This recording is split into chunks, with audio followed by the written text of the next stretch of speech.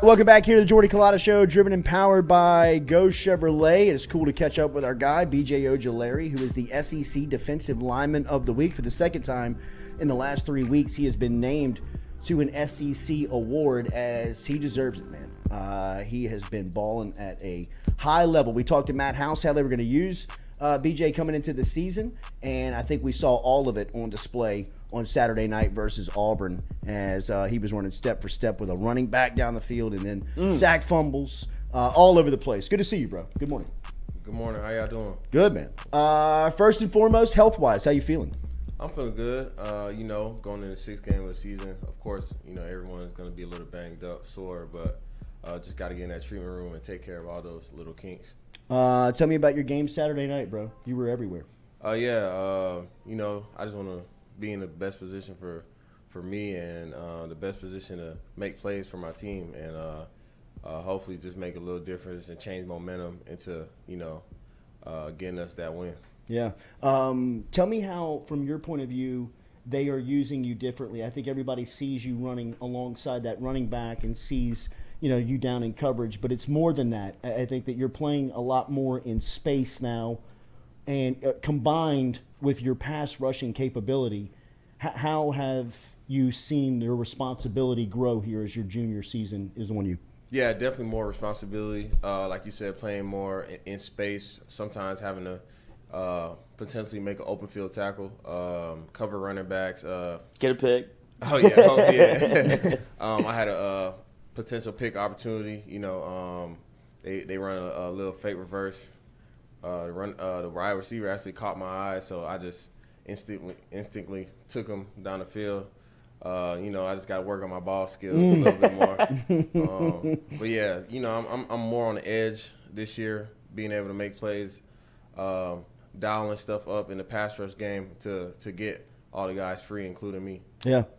This is the best defense you played on in college, right? I mean, you guys are flying around. I can't imagine what Mason would be like on this team. What was that like for your leader? He's a leader. You guys were – you could see the just in that series that y'all were playing together. How have you adjusted without him? Yeah, having Mason right alongside you, is like no other. He's a great player. He's able to make plays. But I think we adjusted very well, in my opinion. I give a lot of high praise to Mekhi Wingo. Definitely. He's definitely stepped into that role very well. J-Roy as well, he's definitely, stepped his game up to make up for the absence of Mason. So I think Coach Kane did and the players did a great job adjusting to, losing that caliber player. Yeah. What does Harold Perkins do for this defense? What does he allow you guys to do? Yeah, Perk, man, he's just so raw, man. Like, all he know how to do is make a play. But I love him. He brings a certain type of juice to the defense, and he's right alongside of me on the edge. He knows how to rush the edge. As a young guy, that's very valuable to the defense, being able to rush the edge. Making the quarterback step up. But yeah, they put him everywhere. Middle linebacker, outside rusher. Maybe sometimes he's going to be in the drop. So he's very versatile for our defense. Yeah, absolutely. Matt House and just how this has – it seems like every single week it's different. It's not this one defense that you guys run. Talk about the versatility of the group with him. Yeah, all the guys are able to adjust very well week by week. We're facing all types of offenses, like coming from playing air raid to coming to Auburn, facing more run with good running backs like Tank Bigsby. Going in this week, more tempo. So it's definitely going to change. He expects that we can pick up the defense. Of course we can, because we're LSU. We come to LSU to play defense, and Coach House, he's dialing stuff up. Almost like an NFL feel. Yeah. Just to defend all these offenses that we got to see in different looks. Well, the best part about it is, and you're the greatest example of it, is that he's using the talent and getting the most out of it. You know what I mean? It was easy to put your hand in the dirt first 2 years and say, go get the quarterback. You're great at that. But then to see your game kind of develop. I mean, I know you probably know this, but I mean, your draft stock is just going through the roof right now. This weekend, you have another guy that has draft stock that's shooting through the roof in Hendon Hooker and Tennessee's offense. What's it like preparing for this high tempo attack? And he's a different quarterback than you guys have faced. What's the challenge he provides? Yeah, he like you said first, we got to worry about the tempo. With us, it's just putting our cleats in the ground, getting the call, and playing defense. They go so fast. They're just trying to catch you off guard. They have a great quarterback who's very mobile. He moves differently than the previous quarterbacks. He's more of a step up in the pocket, try to take the A gap. So as a rusher, we just gotta have to adjust our rushes to how he likes to move. But they got a lot of wide receiver threats as well, playing, and they're all playing very well. They have a great head coach, in my opinion, and they just changed their program as well. So it's going to be a great matchup this weekend, and we really don't get to play Tennessee a lot, just being at LSU. So I think it's going to be a great historic game. All good with 11 a.m.? We really wanted, to be a night game sure. in Tiger Stadium, have the crowd more on our side. But I think the fans are going to come out and still, have that night game feel at 11 a.m.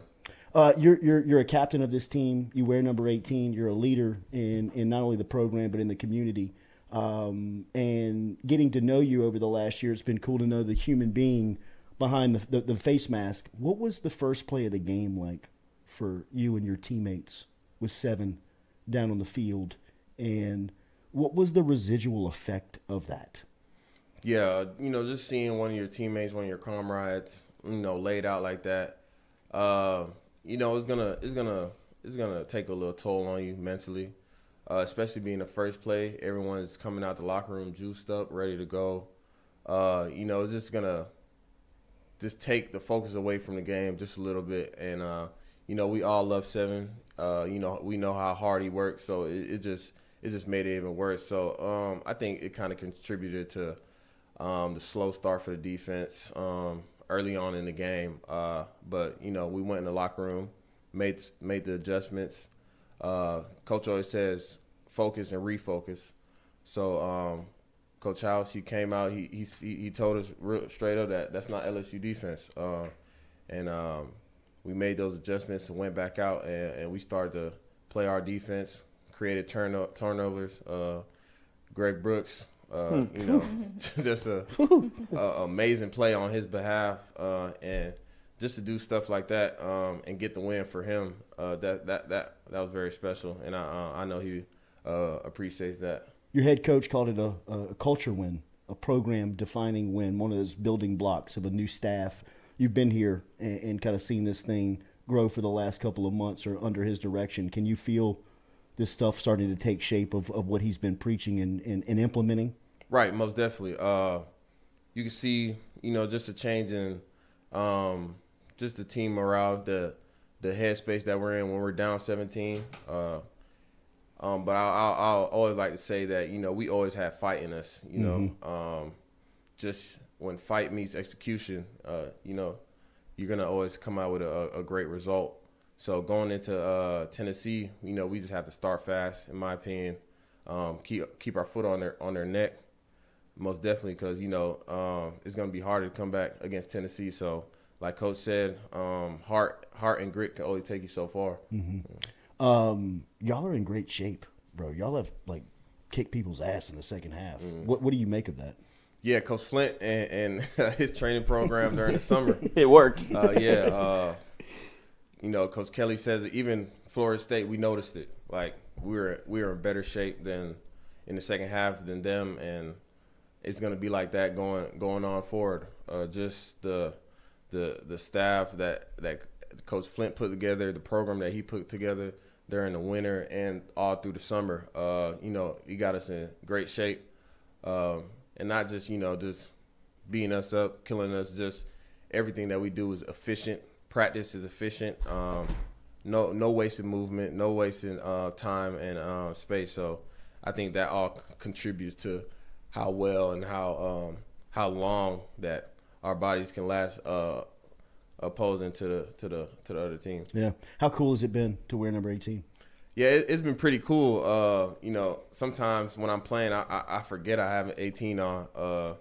But I know all the people who wore 18 before me is, I'm trying just to represent them well. The number is bigger than me, so but it's been pretty cool just being that that face of the defense, face of the team, and just being able to represent very well. Your brother and the Giants are balling 3-1 right now. Y'all going back and forth and talking about who's playing at a high level because he's all over the place too right now. Yeah, he was making some plays last game, but yeah, he's one of my biggest fans and biggest haters at the same time. We go at it back and forth, but it's just good competition, just being able to play the game that we love at a very high level. It just can't do nothing but thank God.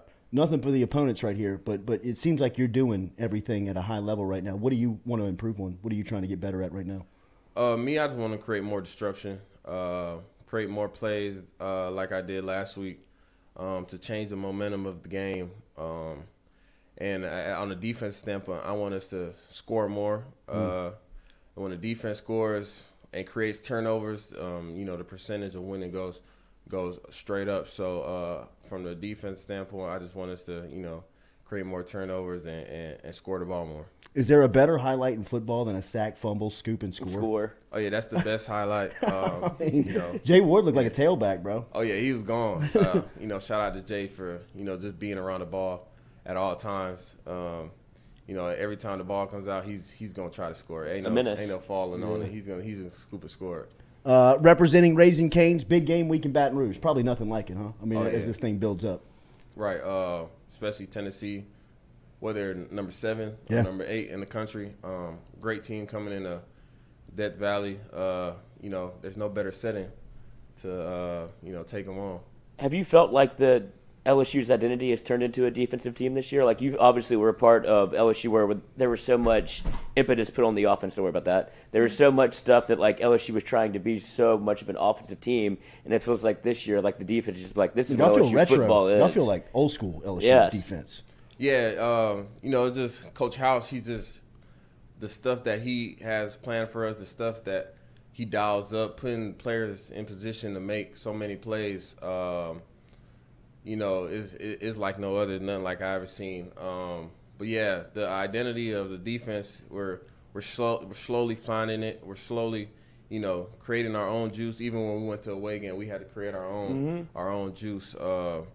But I think the whole team is finding its identity. Plus, you got your swagger back a little bit. Yeah, we're playing. That's one thing we try to do, like play with swagger, play free. Coach Kelly says it all the time.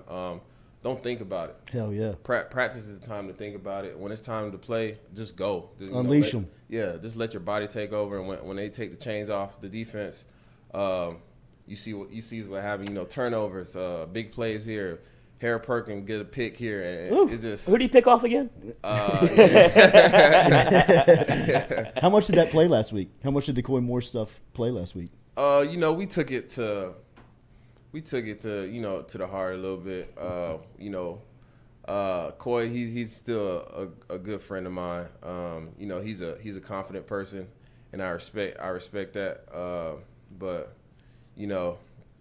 everybody has their own opinion, and so that was just his opinion at the time. But we took it to heart. We wanted to win that game just because it's Auburn and a little bit of what he said.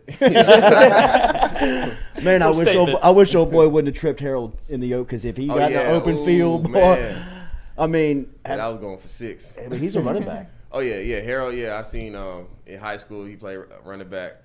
I make fun of him a little bit. Making a big boy tripping, but it's all good. He talks, huh? Oh, you talking about Harriet Perk? Yeah, he talks. Yeah, for sure. Talk. Every time LSU has played an SEC opponent, this has been the defensive player of the week or the defensive lineman of the week. He is playing at a level right now that not many are playing in the sport, and he is LSU's leader. He's number 18, and they got a huge one on Saturday with Tennessee in town. Good to see you, bro. Thank you. Yes, sir. Thanks for having me. Absolutely. There he is, BJ Ojulari, stopping by here. We'll be back with more of the Jordy Culotta Show, driven and powered by Go Chevrolet.